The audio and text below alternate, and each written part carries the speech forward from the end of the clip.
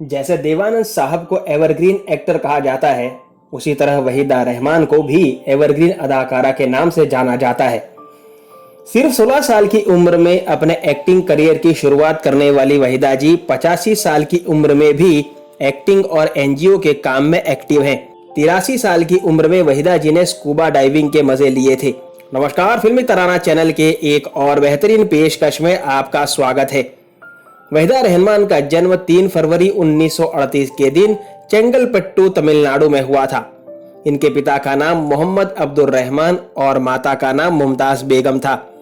वहीदा जी 4 बहनों में सबसे छोटी थी। वहीदा जी की schooling saint Joseph convent school Visakhapatnam से हुई थी।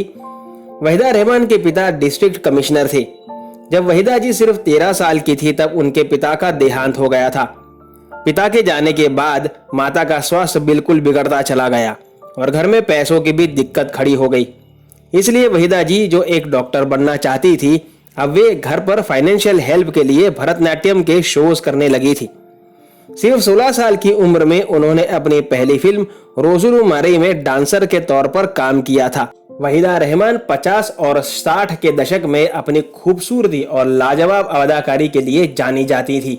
वहीदा को बचपन से ही संगीत और नृत्य का शौक था। वो बचपन में डॉक्टर बनने का सपना देखती थी, लेकिन आर्थिक तंगी के चलते उन्हें फिल्मों में काम करना पड़ा था। हिंदी सिनेमा में वहीदा ने अपने करियर की शुरुआत गुरुदत्त की फिल्म सीआईडी से की थी। गुरुदत्त की फिल्म बागी सुपरहिट रही थी। इसके बाद गुरुदत्त और वहीदा रहमान की जोड़ी फिल्मी पर्दे पर कमाल दिखाने लगी। इस बीच फिल्मी गलियारों में ये खबर भी उड़ने लगी कि गुरुदत्त अपनी पत्नी गीता से ज्यादा वहीदा रहमान के साथ वक्त बिताते हैं। दोनों के अफेयर की खबरें आम हो चली थी। ये बात गीता रॉय को भी पता चली। गुरुदत्त की ऐतिहासिक फिल्म प्यासा जब बन रही थी, तभी गीता और गुरुदत्त के बीच दूरियां आनी शुरू हो गई थी। कहा जाता है गुरुदत्त अपनी हीरोइन वहीदा रहमान के प्रति आकर्षित हो रहे थे। अब गुरुदत्त और गीता के रिश्ते में प्यार कम और शक ज्यादा आ गया था। दोनों के बीच शक इस हद तक बढ़ गया था कि एक दिन गुरुदत्त को एक चिट्ठी मिली। चिट्ठी गीता ने लिखी थी, लेकिन वहीदा के नाम पर। उसमें कहा गया था कि मैं तुम्हारे बिना नहीं रह सकती। अगर तुम मुझे चाहते हो तो आज शाम को 6:30 बजे मुझसे मिलने नरीमान पॉइंट पर आ जाओ। तुम्हारी वहीदा। जब गुरुदत्त उस जगह पहुंचे तो उन्होंने देखा कि गीता और उनकी दोस्त कार की पिछली सीट पर बैठकर किसी को खोज रही हैं। घर पहुंचकर दोनों में इस बात पर खूब झगड़ा हुआ और दोनों के बीच बातचीत तक बंद हो गई।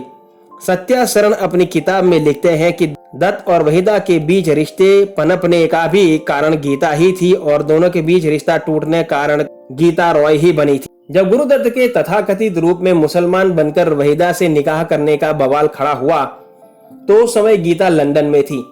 इस बीच गीता की नजदीकियां किसी और से बढ़ने लगी तो गुरुदत्त और वहीदा रहमान का रिश्ता खत्म हो गया। बाद में गुरुदत्त ने आत्महत्या कर ली।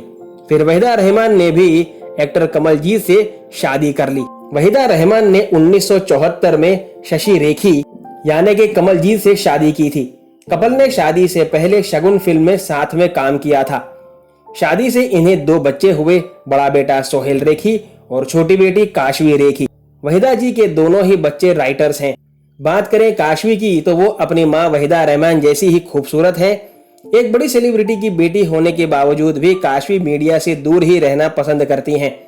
काशवी ने यूनिवर्सिटी ऑफ कनाडा से film and screen play writing में ग्रेजुएशन किया है। वहीदा रहमान से आज भी जब गुरुदत्त को लेकर सवाल किया जाता है तो वो इसे अपनी निजी जिंदगी बताकर आगे बढ़ जाती हैं। अपनी फिल्मों के लिए वहीदा को पद्मश्री और पद्म भूषण पुरस्कारों से नवाजा जा चुका है। वहीदा रहमान अपनी बेटी काशवी रेखी के साथ अपने मुंबई स्थित बंगलो में ही रहती हैं। काशवी अपनी मां वहीदा रहमान और भाई सोहेल रेखी के साथ मिनिम चैरिटेबल फाउंडेशन के डायरेक्टर के तौर पर सारे काम कर रही हैं। काशवी को अलग अलग जगहों पर एक्सप्लोर करना बहुत पसंद है और ये सारे काम वे माता वहीदा के साथ ही करती हैं।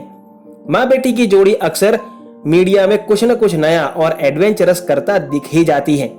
वहीदा रहमान और काशवी रेखी की इस जोड़ी के बारे में आपका क्या कहना है, मुझे कमेंट बॉक्स में जरूर बताइएगा। और अपने चहेते कलाकारों के बारे में ऐसे ही रोचक, अनकही और अनसुनी बातें जानने के लिए फिल्मी तराना चैनल को सब्सक्राइब करना ना भूलें। आपसे मुलाकात होगी कल एक और नई बेहतरीन जानकारी के साथ। तब तक अपना ख्याल रखें। धन्यवाद।